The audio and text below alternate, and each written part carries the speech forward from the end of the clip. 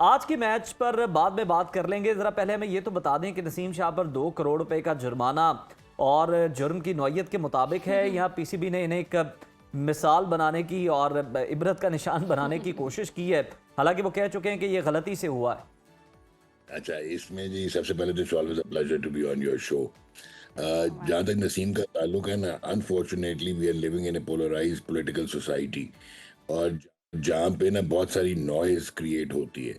और जो बड़े बोर्ड्स होते हैं, जो डेवलप कंट्रीज के बोर्ड्स होते हैं, उनको ये नॉइज कुछ भी नहीं कहती, इम्पेनेट्रेबल होते हैं वो, because they are being run by cut for the role professionals. हमारे यहाँ थोड़ा सा वॉलेटाइल हो जाता है और हमारा स्टार इमेज इनका ज़्यादा होता है। अब जहाँ तक इस इंसिडेंट की बात है, बहुत सारे जिस तरह की सोच होती है उस तरह की बात होती है, बट अगर आप लॉजिकली और प्रैक्टिकली और प्रैग्मेटिकली इसको एनालाइज करें तो Naseem Shah had no reason कि वो इस किस्म की हरकत करते हैं, उनका मैनेजर इस किस्म की हरकत करता है। This was a gross violation when you are centrally contracted. जब आप सेंट्रल कॉन्ट्रैक्ट साइन करते हैं तो you have to adhere by the code of conduct, और जो उसमें डिसिप्लिनरी क्लॉजेस होते हैं। जैसे गवर्नमेंट सर्वेंट्स के साथ होता है, I am also one of the government servants. I am not allowed कि मैं बहुत सारे इश्यूज पे, पॉलिटिक्स पे, जुडिशरी पे, इवन अफवाज पे कमेंट करूं। तो जब आप ये साइन करते हैं तो आप कंसेंशियसली और कॉन्शियस के, अपने क्लियर कॉन्शियस के साथ करते हैं, तो वायलेशन तो हुई।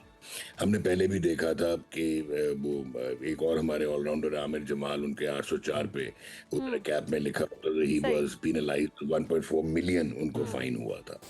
अब दूसरी चीज ये आती है कि जब आप मैनेजर्स को हायर करते हैं, ये मुमकिन नहीं है, ये फिर आपकी वीकनेस है कि मैनेजर खुद ट्वीट कर दे आपकी इंटेंट के बगैर, क्योंकि आप को एक पूरा टीओआस देते हैं, एसओपी होता है एक प्रॉपर, जिसके मुताबिक वो आपसे शेयर करते हैं और फिर वो पब्लिकली पोस्ट होती है, पब्लिश होती है। सो यहाँ पे दूसरी एक इनडिस्क्रेशन नजर आई। अब आ गई बात जो कि एक इम्पोर्टेंट है, इंटेग्रल है, कि आपकी पेरेंट बॉडी गवर्निंग जो ऑर्गेनाइजेशन है, आपने उसको किया एम्बेरस। ठीक है, जी। अब पॉलिटिकल कॉनोटेशंस को साइड पे रखें, राइट और, लेकिन लॉजिकली आपने लीगली उनको डिफाई किया। जी। अब कमेटी बनी, तो कमेटी में देखें जिसमें आईसीसी या बहुत सारे और कोड ऑफ कॉन्डक्ट्स बनते हैं, वहां पे पेनल्टीज आगे मेंशन्ड होती हैं कि लेवल 1 ऑफेंस, लेवल 2, लेवल 3, तो ये पेनल्टीज होंगी। पर ये जो एम्पावर की गई थी डिसिप्लिनरी कमेटी, इसमें यकीनन कोई आगे नहीं लिखा हुआ था कि कौन सी कितने पेनल्टी जी। होनी है। जी। अब आपको 72 जो है $1,000 बहुत ज्यादा लगेंगे, और 2 करोड़ है, that's 20 to 25% of his PSL contract. और अगर हम इसका सेंट्रल कॉन्ट्रैक्ट का देखें तो ऑलमोस्ट 70 to 80% ये पेनल्टी है। सही। लेकिन he should count himself lucky, क्योंकि 2 साल का बैन भी हो सकता था। अच्छा, उसके रिपरकशंस क्या होते। सही। डॉक्टर साहब तो बस मेरे जरा ये भी बता दीजिएगा, कथा कलामी की माजरत, क्या ये भी सहूलत मौजूद है कि जिस पॉलिटिकल फिगर के बारे में ये बात की गई है, अगर वो बड़ेपन का मुजाहरा करते हुए आम माफ़ी का भी ऐलान कर दें, तो क्या ये जुर्माना, ये सज़ा वापस भी हो सकती? देखें, जो डेवलप्ड बोर्ड्स होते हैं, जो प्रॉपर्ली फंक्शनिंग प्रोफेशनल बोर्ड्स होते हैं, वो नहीं करेंगे, क्योंकि आप सही। डेटर्रेंस क्रिएट करते हैं। It's not only one odd incident, आपने आगे भी ऐसे इंसिडेंट्स को अवॉइड करना है। और ये डिस्क्रेशन तो हुई है, सही। ठीक है ना, इसमें तो दो आरा है ही नहीं ना। हाँ, सही। उसने अनकंडीशनल अपॉलॉजी भी दे दी, he is a promising product of Pakistan. सही। शायद ये मद्देनजर रखते हुए सिर्फ पेनल्टी दी गई है कि आगे ऐसा ना हो, क्योंकि आपका सही। पिछले 1 साल 1.5 साल में ये दूसरा ऐसा अपना वो इंसिडेंट हो गया जहाँ पे आपके players openly political divide show कर रहे डिबेट हैं। शो सो कर। वो आप कर नहीं सकते व्हेन सही। यू रिप्रेजेंटिंग सही। Pakistan, you're ambassador of the सही। कंट्री। और तो नुमान साहब, क्या यही वजह, माजी में भी हमने देखा जुर्माने हुए, लेकिन 2 करोड़ का हिंसा गैर मामूली है, तो आपकी नज़र में क्या ये ट्वीट वाकई मुतनाज़ था, और क्या पीसीबी जो है वो फाइनेंशियल हिट के जरिए खिलाड़ियों को अब कंट्रोल करना चाहता है? नहीं नहीं, it's not about the financial hit जी। हाँ। हाँ, डेट क्रिएट करके वो जरूर कंट्रोल करना चाहेगा, अगेन कंट्रोलिंग बॉडी है। मेरे 1,000 1 लाख इख्लाफात होंगे उनकी मैनेजमेंट से, हाँ। लेकिन जहाँ पे बात सही है, you have to call spade a spade. यहाँ पे इनडिस्क्रेशन तो हुई है, सही। और ये उनका right बनता था कि उन्होंने कितना फाइन इम्पोज करना था। और अगर आप लोग, हमारी मेमोरी शॉर्ट है, आई थिंक इट वाज 2007 2008, हमारे एक फास्ट बॉलर को 7 करोड़ का फाइन हुआ था, जो कि उन्होंने पे भी किया था, और बाद में उन्होंने चैलेंज किया था, और वो फिर पीसीबी ने रीइंबर्स किया था। जी। जी।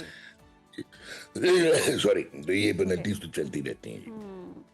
ये है कि आपको इस वक्त स्टिफ लग रहा है, could have been handled in a better way at both ends। अच्छा डॉक्टर ये साहब, मैं अगर हम दूसरी तरफ देखें तो फ़खर जमान की बात कर ली जाए तो उन पर लेवल 3 बॉल टेम्परिंग का जो चार्ज लगा है, एक सीनियर खिलाड़ी से ऐसी हरकत की तवक्को नहीं की जाती है। इस चार्ज पर फ़खर जमान को क्या सजा हो सकती है?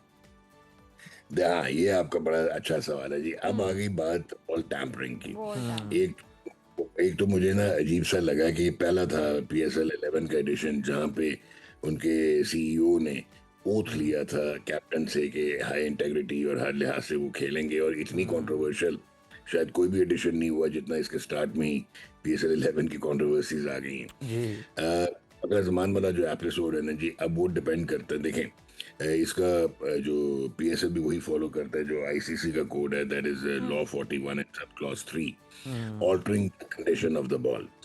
अच्छा, ये है तो बड़ा एज लॉन्ग, ये पूरी दुनिया में हर क्रिकेटर करता रहा है और ये टॉप क्रिकेटर्स ही करते रहे।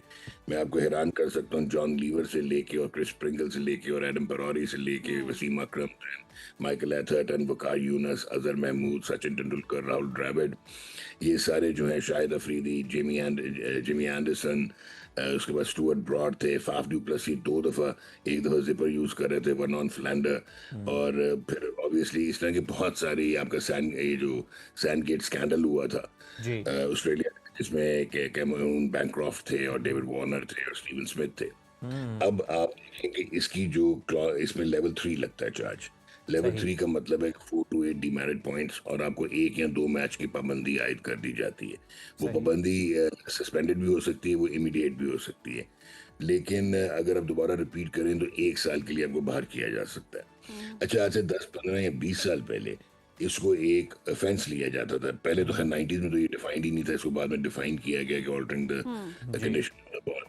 लेकिन अब जो है, अब इसमें बहुत सीरियसली लिया जाता है और इसको breach of integrity and work ethics कहा जाता है। इसकी वजह से अगर आपको याद हो, जो ऑस्ट्रेलिया का सैंडगेट स्कैंडल हुआ था इन साउथ अफ्रीका, पेनल्टी उनकी एक आधा मैच का बैन ही बनती थी, लेकिन क्रिकेट ऑस्ट्रेलिया ने उनको साल साल के लिए बैन कर दिया था। कैमरून बैनक्रॉफ्ट का वर्चुअली करियर खत्म हो गया, स्टीवन स्मिथ कप्तानी से हाथ धो बैठे। सो ये डिपेंड करता है कि आप इसको कितना सीरियसली लेते हैं। ये है तो वर्क एथिक्स को डिफाई करने वाली बात, जो कॉन्क्रीट एविडेंस नजर आ रहा है, विजुअल एविडेंस, बिल्कुल बिल्कुल, इसको सीरियस लेने की ज़रूरत है डॉक्टर साहब। और बड़ा ही ज़बरदस्त आपने गुफ्तगू की, और मेरा ख्याल है कि जिसने भी ये नहीं, उसे कोई विकीपीडिया पे जाने की ज़रूरत नहीं है, उसे चैट GPT से पूछने की ज़रूरत नहीं है कि जनाब ये लेवल 3 क्या होता है और बॉल टेम्परिंग कब तक होती रही है। वक्त का मैं डॉक्टर साहब आपका बहुत शुक्रिया।